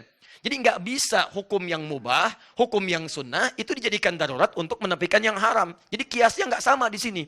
Ada kekurangan dalam hukum di sini. Ada yang tidak tepat di sini. Jadi kalau Anda ingin mengecualikan seperti hukum yang tadi, mesti ada persamaan. Dalam kaidah usul fikih, itu dinamakan dengan kaidah ilat yang tidak sama, maka hukumnya tertolak. Tertolak, ingat baik-baik. Ya. Saya turunkan dulu. Ustaz, itu kan ijma ulama. 4 mazhab mengharamkan musik. Pernah dengar kalimat itu? Baik, 4 mazhab mengharamkan musik. Mari kita lihat. Saya pernah keluarkan beberapa artikel teman-teman. Dan saya simpulkan semua artikel yang berbahasa Indonesia. Rata-rata mengambil referensi dari artikel Arab yang saya telah turunkan di sini printout-nya. Ada di sini semua. Dan dalilnya sama semua. Jadi ngambilnya dalilnya sama, Qurannya, hadisnya, macam-macam dari sini semuanya. Saya keluarkan, di antara yang dikutip adalah perkataan Imam Asy-Syafi'i. Disebut di situ di jilid yang keempat, halaman 92. Disebut kalimat Imam Asy-Syafi'i dan dengan kalimat kias yang luar biasa. Perhatikan baik-baik. Di situ disebutkan kalimat bahwa Imam Asy-Syafi'i tidak membenarkan wasiat dengan alat musik. Tidak membenarkan wasiat dengan alat musik. Bahkan kata beliau, kalau ada alat musik kemudian diwasiatkan, itu batal hukumnya. Ini menunjukkan kata beliau, Imam Asy-Syafi'i menghukumi haram bagi alat musik. Bahkan ada dari Imam Asy-Syafi'i keterangan, kalaulah kemudian, maaf, ada orang-orang yang mencuri alat musik, maka tidak dihukum qisas, nggak usah dipotong tangannya. Karena dia mencuri sesuatu yang diharamkan. Paham sampai sini? Pernah dengar kalimat itu? Nah, saya mencoba meneliti, sampai jam 2 saya cari, karena nggak disebutkan di bagian apa itu dimaksudkan. Dan itu yang menyalin juga beberapa kalangan, ada yang gelarnya cukup tinggi, ada yang sampai PhD dan sebagainya. Ada yang sebagian pernah juga mentahdir saya dan seterusnya, nggak ada masalah. Terus kita kumpulkan, kemudian kita keluarkan, saya sampai bilang kepada staf kami, tolong berikan, cari buku Al-Um. Karena di situ disebutkan Al-Um. 9 jilid kita buka setiap jilidnya, ditemukan jilid yang keempat. Kita cek dalam kitabnya, apa yang terjadi. Ternyata saya punya keyakinan kuat, yang bersangkutan belum tentu melihat isi kitabnya. Karena yang dimaksud di kitab itu bukan hal yang disampaikan oleh yang bersangkutan. Yang dimaksudkan pembahasan lain dalam konteks berbeda, tapi kalimatnya dipotong. Sehingga salahlah kesimpulan yang ada. Contoh, saya bukakan jilid yang keempat halaman 123. Mungkin beda cetakan. Di cetakan yang dimaksudkan dituliskan halaman 92. Saya cek halaman 92 ternyata tidak ada kalimatnya. Baik. Lihat baik-baik ya. Bab ma yajuzu minal wasiyah fi halin wa la yajuzu fi halin ukhra.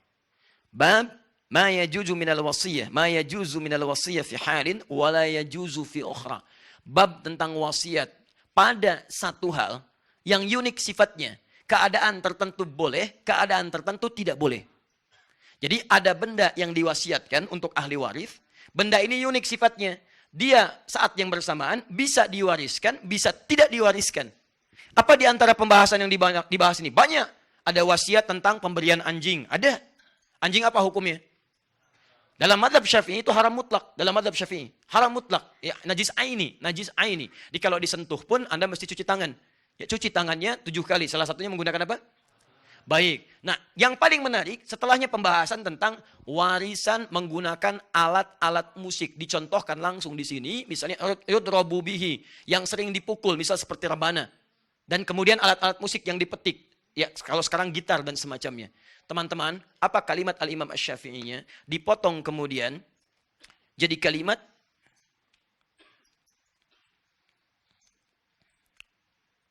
wa illam yasluh illa lidarbi lam tajuz 'indi. Dipotong sampai situ. Dan kalau wasiat tentang alat musik itu hanya dimaksudkan untuk alat pukul, alat musik saja, maka wasiat itu tidak boleh menurut saya, batal. Teruskan, disambung lagi kemudian. Wa in kana la yasluhu illa lidarbi batalat 'indil wasiyah wa hakadzal qaul fil mazamir kulliha. Ini yang dikutip sampai sini saja. Yang dikutip sampai sini saja. Lihat kalimatnya. Fa in kanat lahu wa in kana la yasluhu illa lidarbi batalat 'indil wasiyah. Kalau wasiat itu dimaksudkan alat musik yang biasa dipukul, kalau terjemahannya dipotong, maka maknanya berubah. Kalau yang diwasiatkan itu adalah alat musik yang biasa dipukul, maka menurut saya hukumnya batal wasiat, kata Imam Asy-Syafi'i. Kata beliau ingin mengatakan dialihkan potongan ini dengan terjemahan menurut yang menerjemahkan, dipahami kata Imam Asy-Syafi'i, kalau warisannya berupa alat musik maka itu batal hukumnya. Ini menunjukkan alat musik itu hukumnya haram. Demikian kesimpulan yang menyampaikan hukum haram. Padahal di bab ini kalau dibaca keseluruhan, Imam Asy-Syafi'i membagi dua alat musik yang diwasiatkan. Alat musik pertama, sama alatnya, sama-sama rebana. Tapi yang pertama dipukul untuk yang bermanfaat. Seperti motivasi orang pada kebaikan, konteks dulu untuk berperang. Perang jihad. Jadi ketika mau jihad didorong, bikin syair, Hasan bin Sabit dipukul rebana, dang, ding, dung, gendang dipukul dan sebagainya. Kata Imam Asy-Syafi'i, kalau itu yang diwariskan maka halal hukumnya. Alatnya sama. Boleh. Tapi kalau yang diwasiatkan ke ahli waris, diwasiatkan kemudian, atau menjadi warisan, hanya alat musik yang digunakan untuk yang lahun saja yang ini. Untuk nyanyi-nyanyian yang tidak bermanfaat, untuk mabuk-mabukan, untuk diarahkan pada yang maksiat, itu yang dimaksudkan kata beliau, batalat 'indil wasiyah, batal wasiatnya. Di kalimat itu dari Imam Asy-Syafi'i bukan ingin menghukumi musik haram mutlak, bukan. Imam Asy-Syafi'i ingin mengatakan alat musik yang dimaksudkan jika dipakai untuk hal-hal kepentingan maksiat. Sedangkan yang tidak maksiat boleh dilakukan untuk persoalan ahli waris atau untuk wasiat diberikan pada generasi setelahnya. Jadi maksud saya, ada orang-orang yang mengutip pendapat para ulama tapi tidak merujuk kitabnya dalam bab apa itu disampaikan. Ternyata ketika para ulama, Imam Syafi'i itu tidak terlampau menyenangi musik. Tapi yang paling hebat, beliau itu ahli syair. Dan punya diwan, namanya Diwan Imam Asy-Syafi'i. Punya kumpulan-kumpulan syair. Tapi karena konsennya kepada fikih, konsen pada Al-Quran, terlampau banyak menjauhi yang seperti ini. Tapi hukumnya ada. Di teman-teman, kalau Anda melihat para ulama mengatakan misalnya kalimat-kalimat, kami jauhi musik, kami tinggalkan musik, munculkan hadis-hadis yang tadi, pada umumnya walaupun mereka punya syair dan sebagainya, itu karena kebiasaan mereka dekat dengan Al-Quran dan dekat dengan hadis. Dan orang-orang ahli Quran tidak akan bertemu frekuensi Quran dengan frekuensi musik. Ya kalau saya pribadi, misalnya kalau Anda tanyakan, kalau saya pribadi, saya tidak terlampau menyukai musik. Karena ketika seorang dekat dengan musik, itu tidak akan sejalan dengan Qurannya. Walaupun musiknya ada maslahatnya. Makanya silahkan cek, Anda senang musik agak kesulitan menghafal Quran. Karena frekuensinya tidak sama di situ. Tapi bukan berarti menjadikan musik mutlak haram, bukan. Karena ada bagian-bagian tertentu yang dibenarkan oleh Al-Quran. Apa itu? Ada orang yang memang bakatnya ada di situ. Bakatnya di situ. Dia mudah sekali membuat lirik. Dia mudah sekali memainkan irama dan sebagainya. Kata Quran, dipakai yang maksiat. Kenapa tidak dipakai yang halal-halal? Seperti Hasan bin Sabit menggunakannya. Seperti Ka'ab bin Zuhair. Dan diberi hadiah oleh Nabi SAW. Makanya muncul semacam Maher Zain. Muncul semacam Yusuf Islam dan sebagainya. Muncul semacam dan sebagainya. Ya, kalimat-kalimat lirik-lirik yang mengarahkan kepada nilai-nilai kebaikan. Tapi tidak disatukan dengan yang maksiat. Liriknya memang bagus. Ayo sholat, ayo sholat. Ayo sholat, ayo sholat. Yang di bawah joget, ikhtilat dan sebagainya. Nah, itu barangkali mencampurkan dua hal yang tidak bertemu satu dengan yang lainnya. Diberi judul nada dan dakwah. Nada satu, dakwah satu. Tapi antara nada dengan dakwah tidak nyambung. Kalimatnya benar nada, dakwah. Kalau dengan nada itu ada nilai-nilai kebaikan yang tidak menghadirkan unsur maksiat. Jelas ya? Judi, aku kalah, bohong, sungguh, misalkan. Misal saja ya. Misal. Itu kan sudah salah, liriknya salah, orangnya juga salah. Nah, apa kesimpulannya? Kesimpulannya adalah, turunkan dulu. Jadi kalau kita bandingkan, saya kan belum berbicara tentang pilihan Anda. Itu silahkan Anda pilih yang bagaimana, nggak ada masalah. Saya mau bicara kesimpulannya, kalau kita bandingkan para pendapat ulama akan ditemukan tadi perbandingan-perbandingan berdasar turunan ayat dan hadis tadi. Maka pendapat ulama ada yang mengharamkan mutlak dengan alasan tadi, untuk kehati-hatian saja. Yang kedua ada pendapat haram dengan syarat, haram kecuali, karena ada pengecualian-pengecualian di sini. Yang ketiga kemudian ada yang membolehkan mutlak karena diambil hadis kebolehannya saja. Yang keempat ada kebolehan dengan syarat kalau musik yang dimaksudkan mendukung kepada nilai-nilai kebaikan yang dibenarkan oleh agama.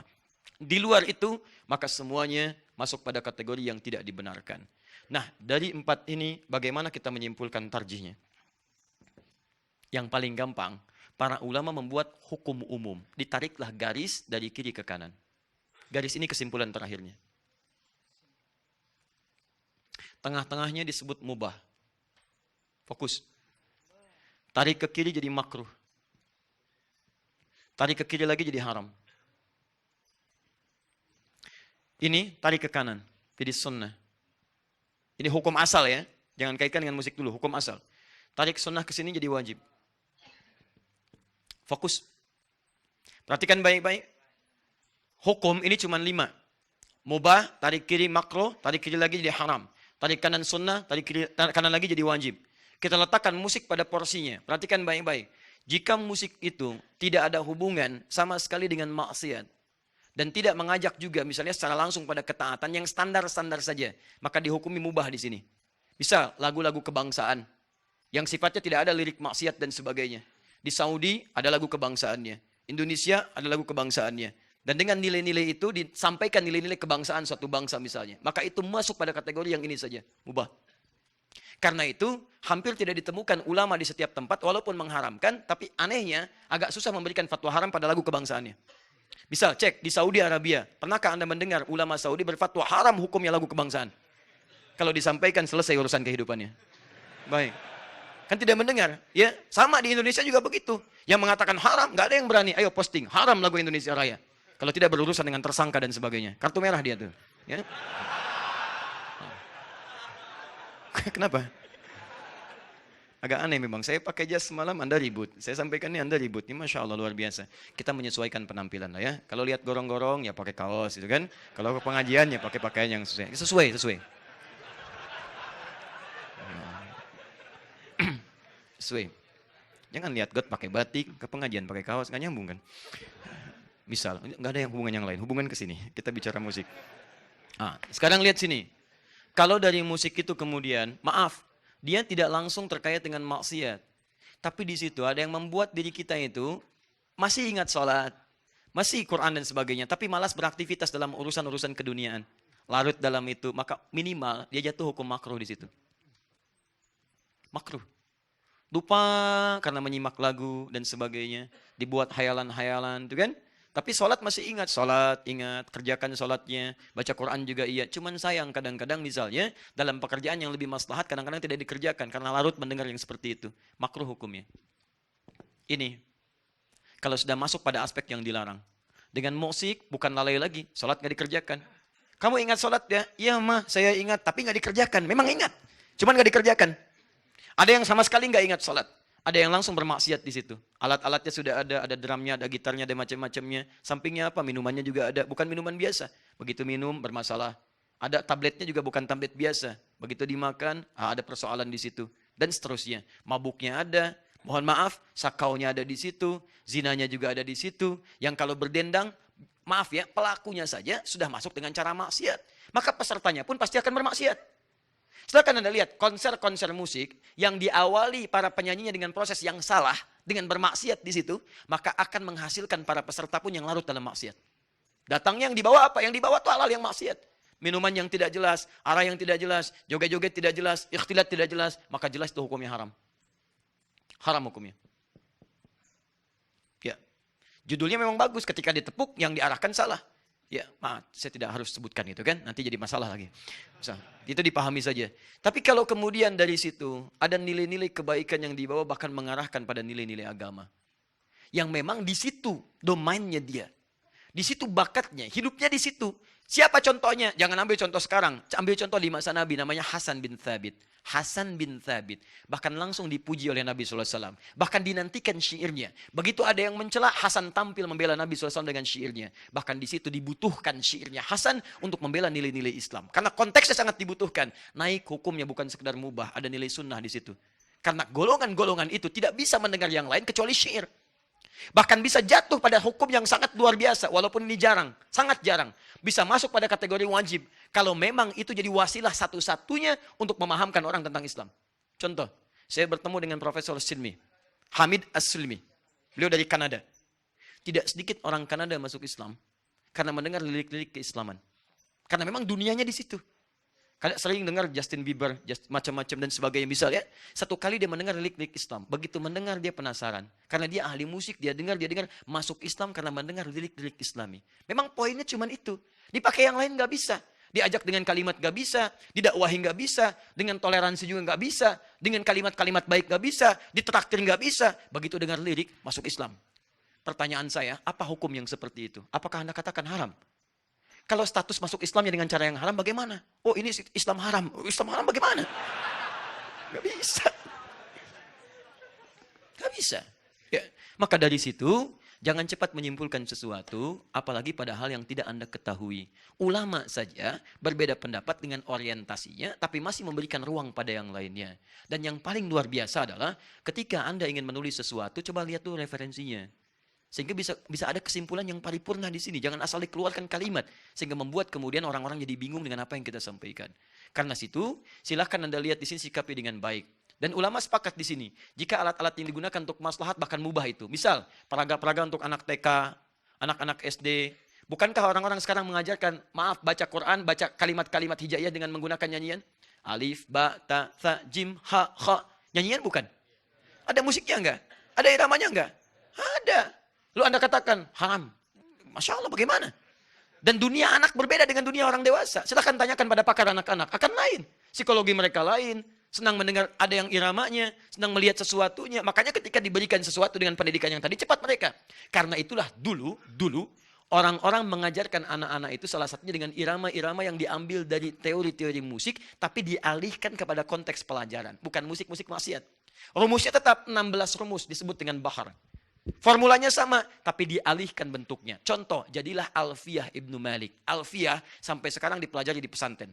Semua pesantren, bahkan pesantren Salafi mempelajari Alfiyah. Tapi tidak ada satupun ulama salaf yang mengatakan Alfiyah haram. Kenapa? Karena nilainya pada pendidikan, nilai-nilai bahasa Arab. Padahal Alfiyah itu disusun dengan syair. Rumusnya rajaz, dan di situ ada iramanya.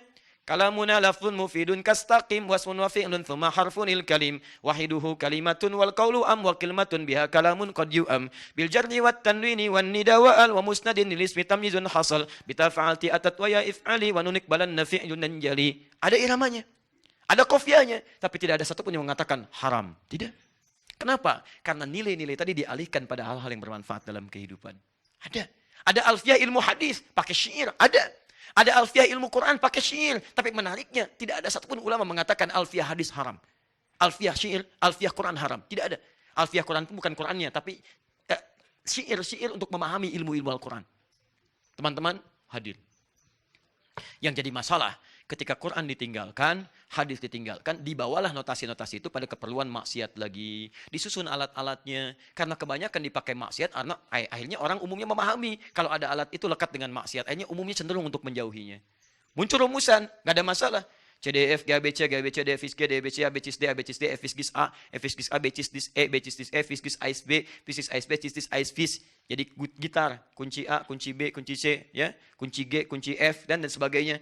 Ditarik kemudian ke notasi ke piano, ada do, re, mi, fa, sol, la, si, do. Asalnya dari mana? Dari bahasa Arab. Dal, ro, mim, fa, sol, lam, do, re, mi, fa, sol, la, si, do. Dal, ro, mim, fa, sod, lam, dal.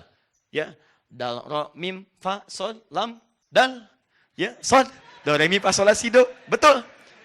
Saya tidak bercanda. Kalau Anda cari ini asalnya, ini semua asalnya, ini semua dari notasi-notasi dari ilmu syair asalnya. Ditarik dan yang menemukan ini orang Islam. Sekali lagi, Anda coba mainlah. Kalau ada rezeki, main ke Melbourne. Ya. Tahu Melbourne? Lampu merah, senuan dikit.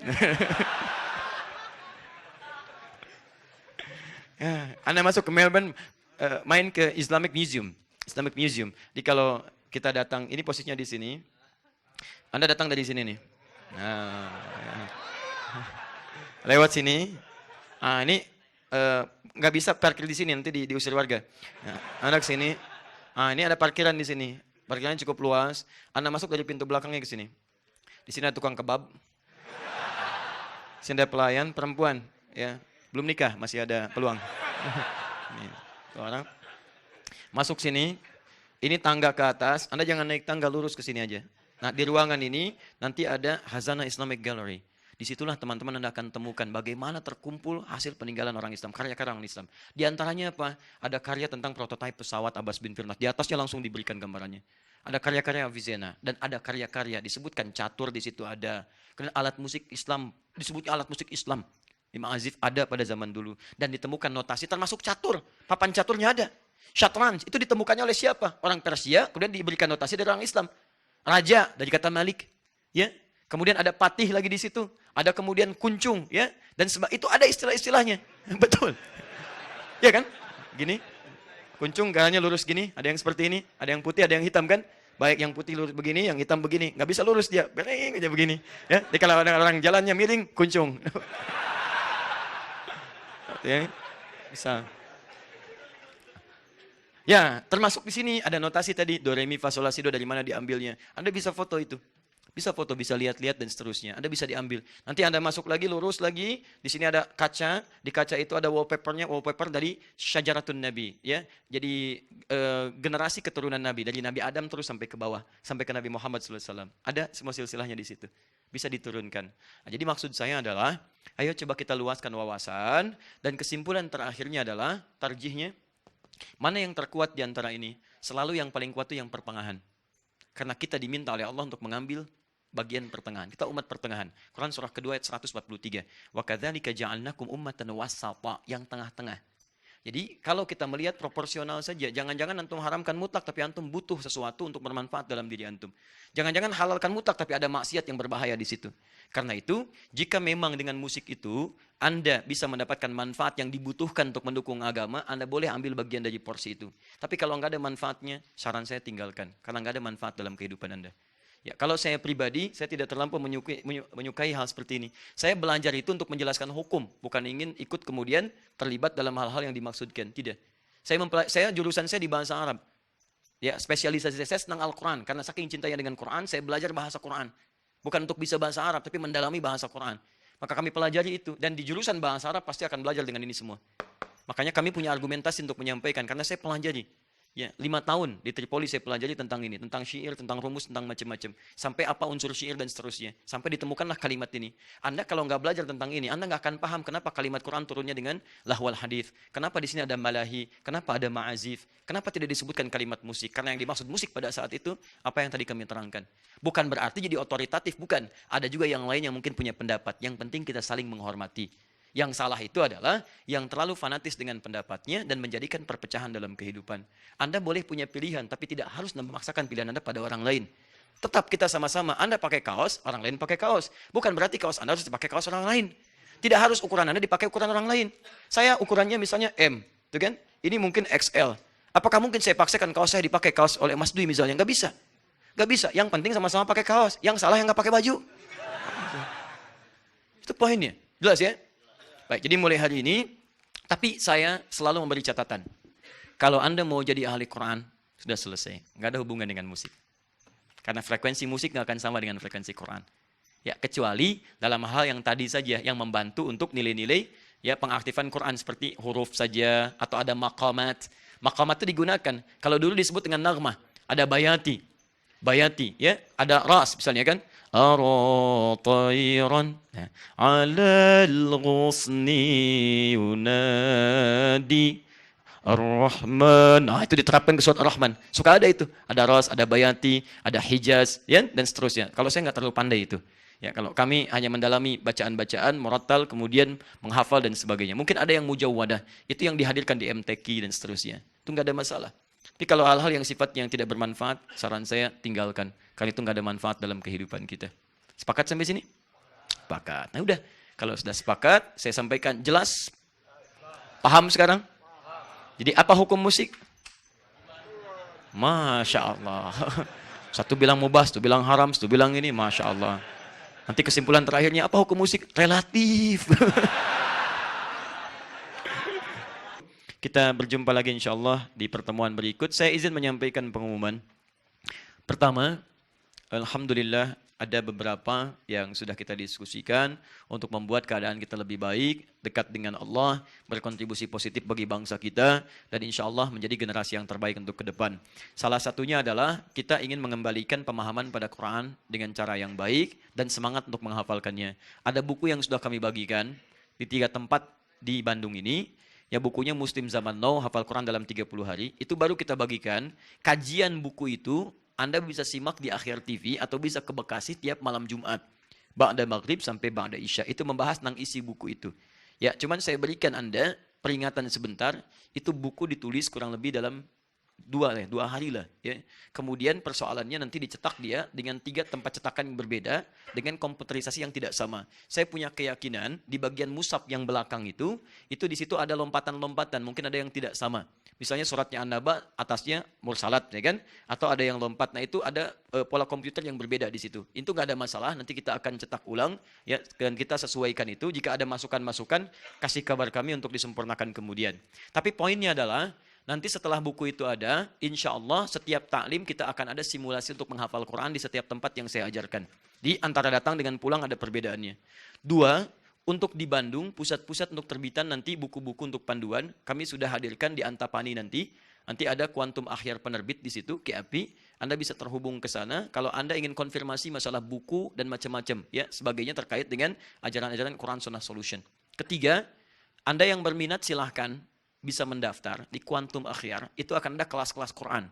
Kelas Quran itu kelas kehidupan di situ terkait dengan profesi Anda seperti tadi malam saya sampaikan. Misal Anda pengusaha, masuk ke kelas pengusaha. Nanti ada kelas pengusaha mengeluarkan ayat Quran dan hadis sesuai dengan profesinya. Ada kelas pengajar, dosen, guru, dan sebagainya. Bagaimana ayat Quran berbicara tentang pendidikan, dan seterusnya. Masuk, isi formulirnya, kembalikan, karena dibuka hanya sampai akhir bulan ini. Maretnya akan dibuka kelasnya, baru setelah itu akan dibuka kelas turunannya. Dan yang ketiga, insya Allah kami sedang jajaki kerjasama dan sudah direspon positif. Ya, ada yang dari ITB, dari Telio juga, dan termasuk dari UPI tadi malam. Kita akan membuka kelas spesifik untuk mahasiswa-mahasiswa dengan jurusan-jurusan memperkuat nilai keagamaannya. Misal nanti Anda kuliah di jurusan fisika, apa ayat-ayat fisika yang bisa menguatkan apa pelajaran-pelajaran Anda. Kita akan bikin kelas khusus untuk itu. Kita kerjasama dengan teman-teman dosen dan beberapa ilmuwan untuk membantu terkait dengan pemahaman itu. Anda nanti kalau sudah ada kita launching, silahkan bergabung, dan di situ pun insya Allah mudah-mudahan ada manfaat untuk kita semuanya. Saya kira itu, jika ada benar itu dari Allah dan Rasulnya, jika ada yang salah itu dari saya mohon dimaafkan.